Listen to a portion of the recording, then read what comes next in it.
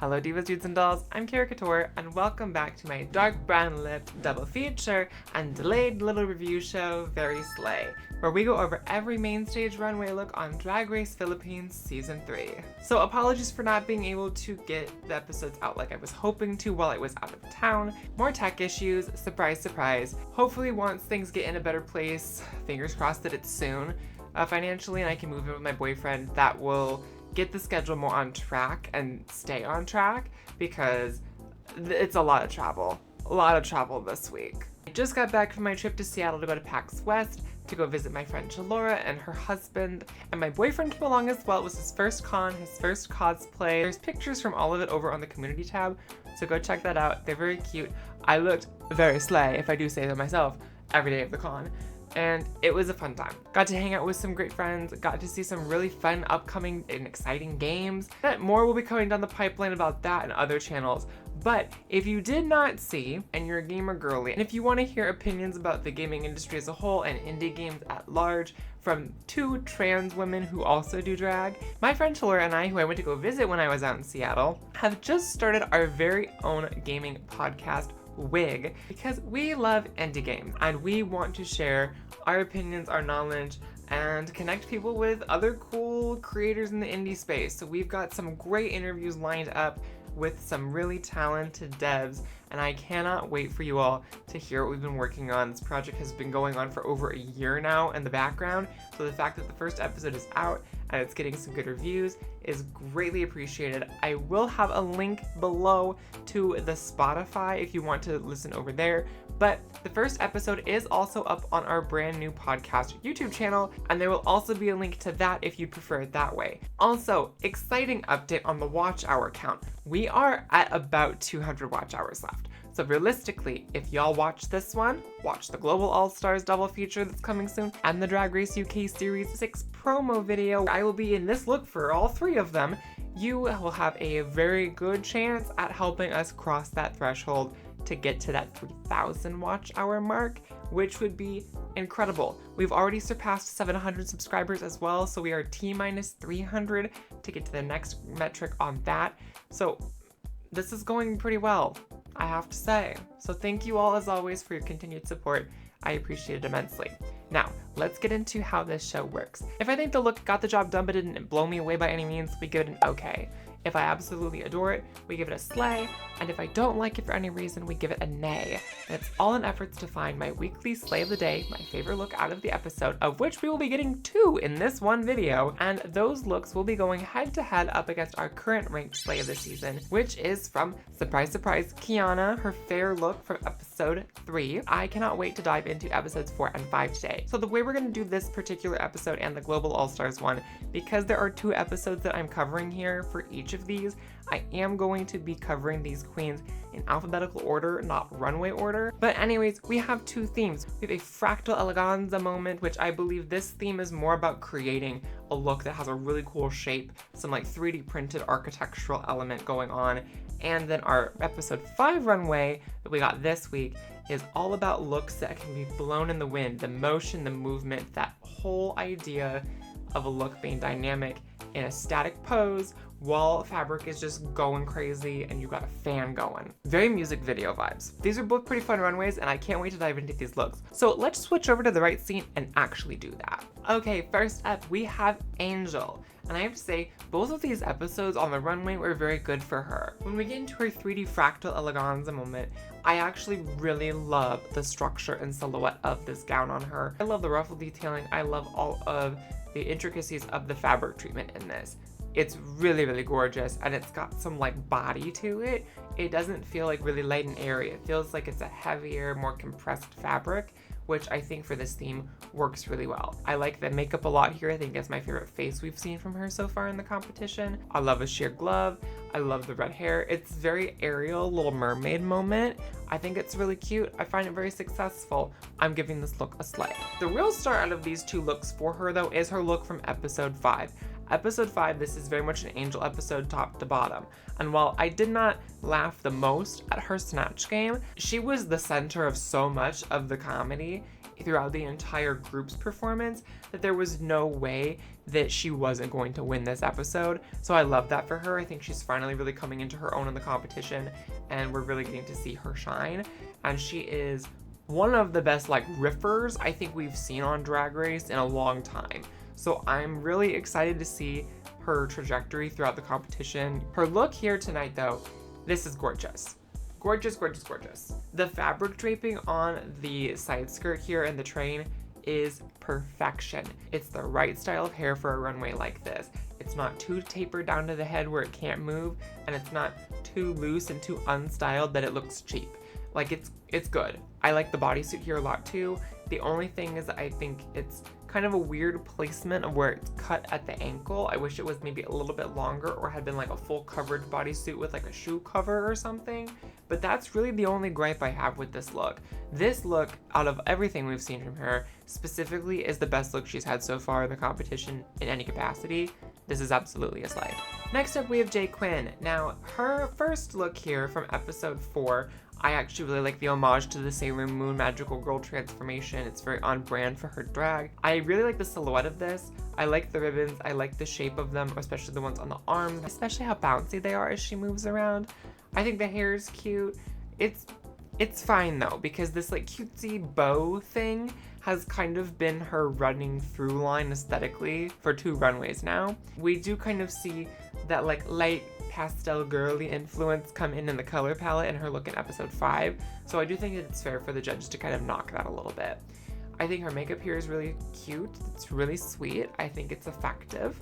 I do not like the color of the nude bodysuit that she's got underneath this. I get it's supposed to have that kind of nude illusion moment, but her tights are a different color than the rest of her body, so it's really jarring. Like it's a little too dark. Her legs are a shade or two too dark for the rest of her body, so it's just a little stark for me.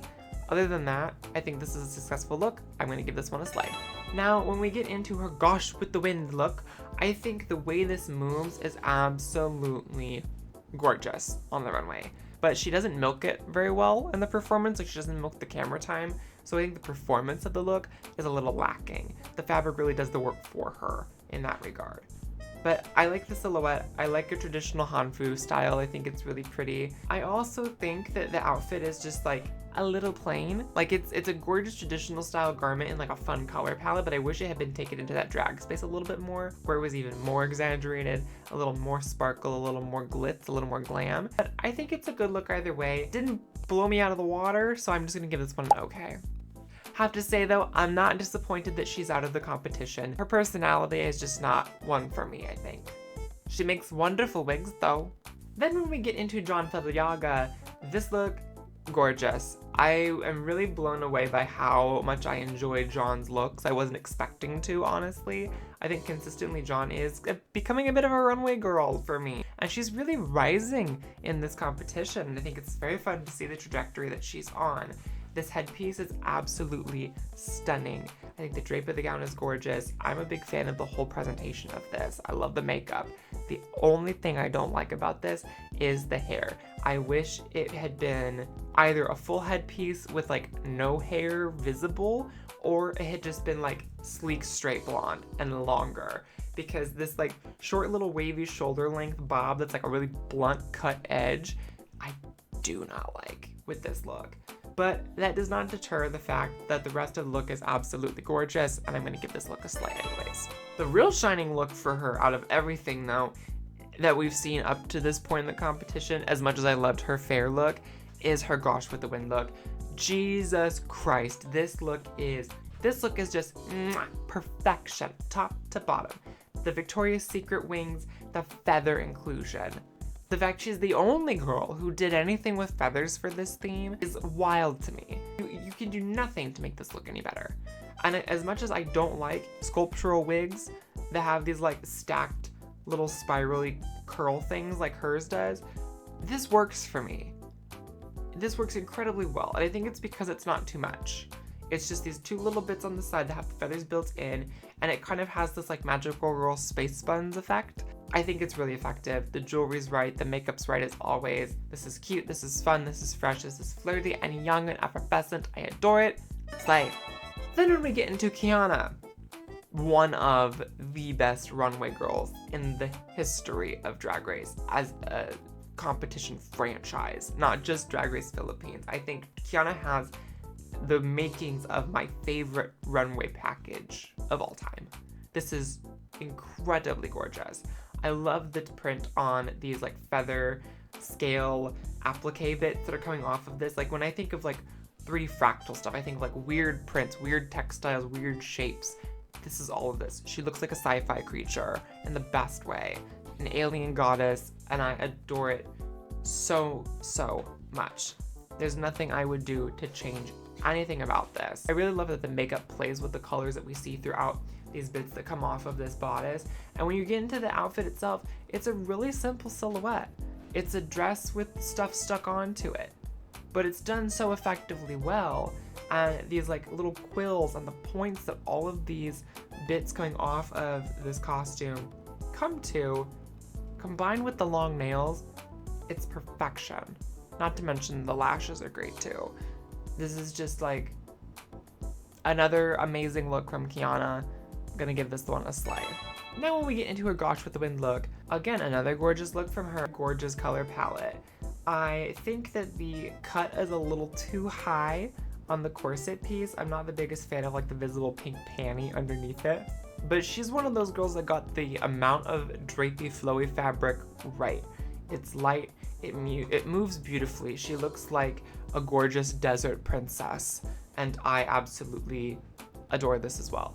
Like that fantasy sci-fi blend, but like an 80s take on this. Like she would get kidnapped and be threatened with boar worms.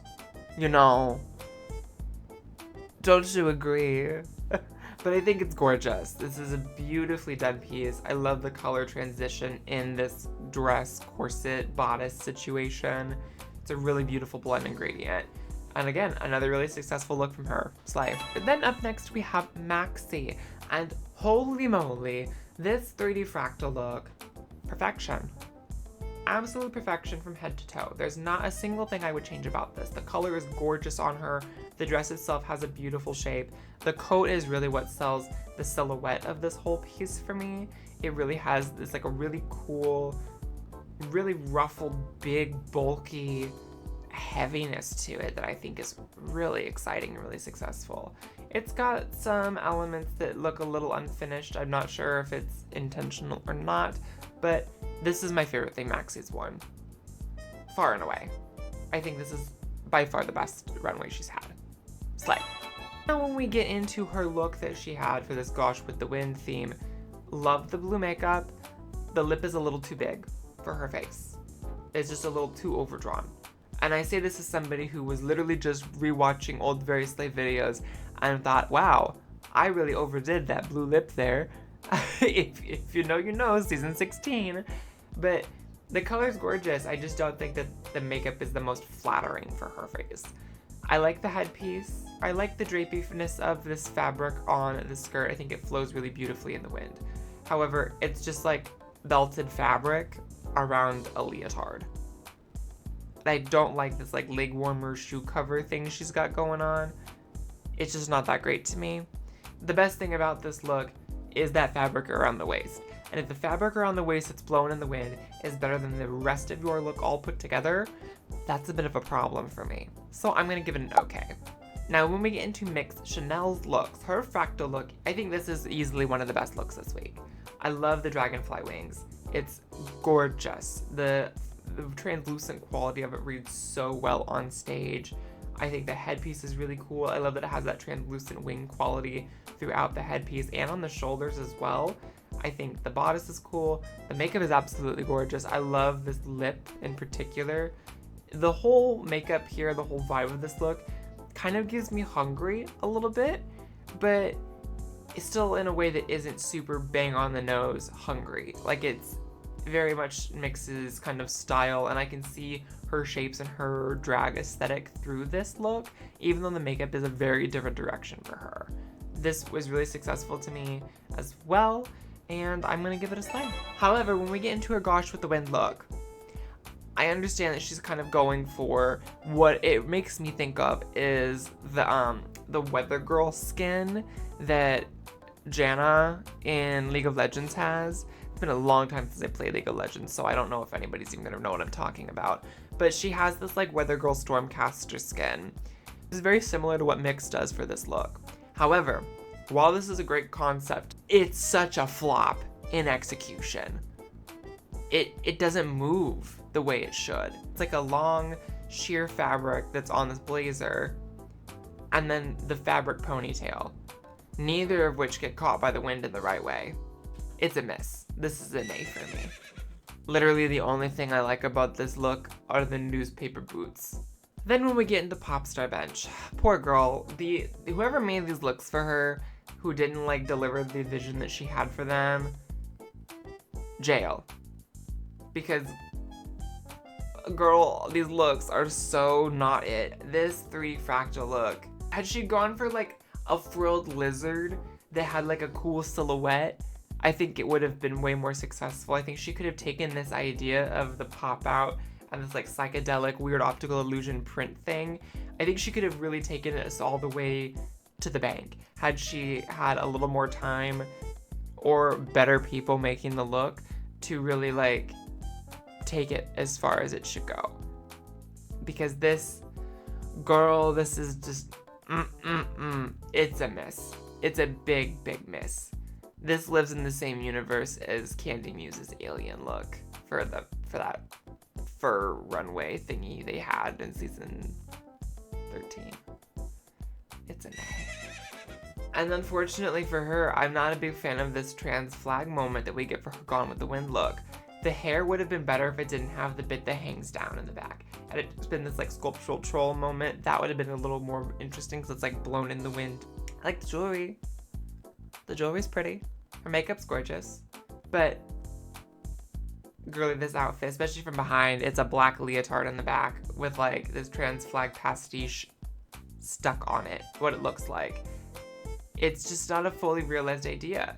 And I think she can't be totally held at fault for that, but it's also a miss for me. There's a lot wrong with this in terms of the styling, the execution, and just the whole package doesn't come together the way that it should. So for me, this is also an A. Then we have Tita Baby. Her 3D fractal look, incredible. Was not expecting something like this from her, but I think this is incredibly well done. Love this hair. I love that the kind of wire wrapping element that her hairstyle has is carried through in the look. Gorgeous as well in terms of color palette. The embellishment and stonework on this is incredibly beautiful under lights, and I think this like green and blue aqua moment is really successful. It gets the job done, and I love the way that the stoning is treated through the tights and the legs and carried through the whole facet of this look. This to me is not one of the best looks this week in terms of like overall first impressions, but I do think it is a standout. I think it's very successful, so I'm gonna give it a slay. Her Gone with the Wind look, it's a bit of a simple look. It's a long drapey house coat and some lingerie underneath it, but my god, did she sell the fuck out of it in terms of the storytelling on the runway. The flower petals that she was like dropping in the wind to really sell the Mourning Widow, and then like the makeup that has the crystal tear, gorgeous. The way that this moved as well, absolutely beautiful on the runway. It's the right type of draping, it's the right styling choices, it's the right cut of a sleeve. Everything about this to me is great. I think the hair could have been maybe a little different. It's a little bit of a helmet hat situation, but other than that, I'm really a fan of this too, so I'm gonna give it a slay. Then we have Yuripota, who, God bless her. I feel so bad for her, the way her run went on this season, because she really got fucked over by losing a good amount of luggage on the way here to production to film the show, and the fact that she had to reuse the hair from her runway in episode 1 for this, I think is noticeable. The caging is cool. I really like the cage a lot. I think this runway was made for her style of drag. And unfortunately, because she had only parts of her look and it wasn't a full finished thing, it makes the look really come across unfinished and not a complete vision.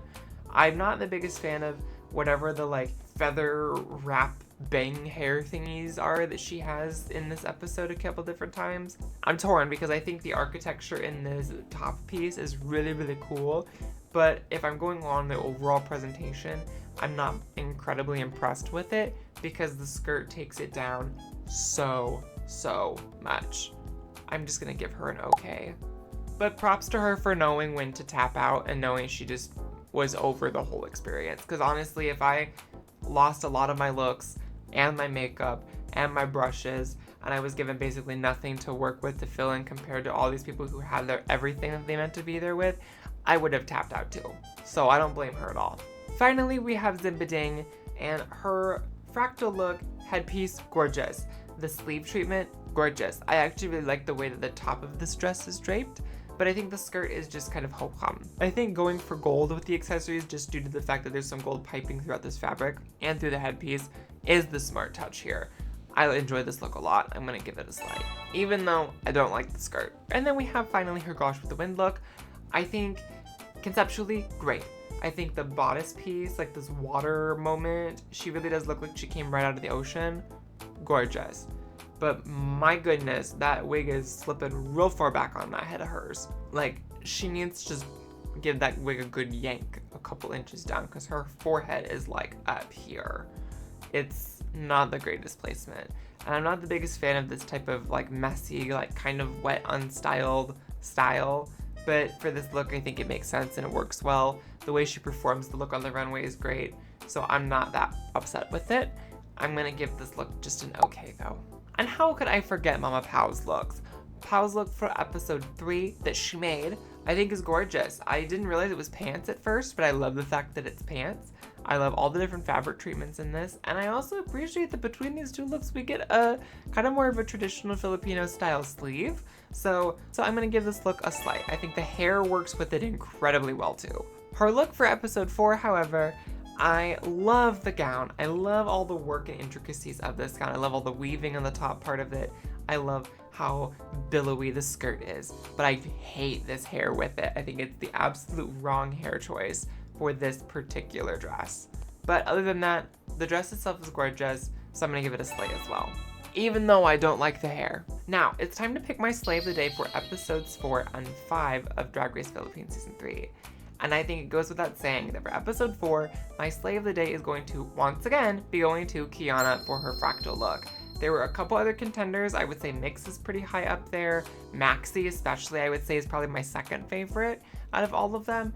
But Kiana's just takes the cake for me. I had the biggest first impression from her look when watching it last week. And then when we get into episode 5 for this Gosh with the Wind moment, I have to say, as much as I loved Kiana's look here, there is somebody who unseated her in that top spot, and that girl is going to be Dawn Yaga. This pink Victoria's Secret fantasy really was top marks for the episode. And for me, I thought it was going to be enough to clinch maybe a joint win with Angel, but it was so clear, like from the whole episode structure, that it was going to be an Angel win this week. But it's time to stack these two looks up against Kiana's fair look from episode 3.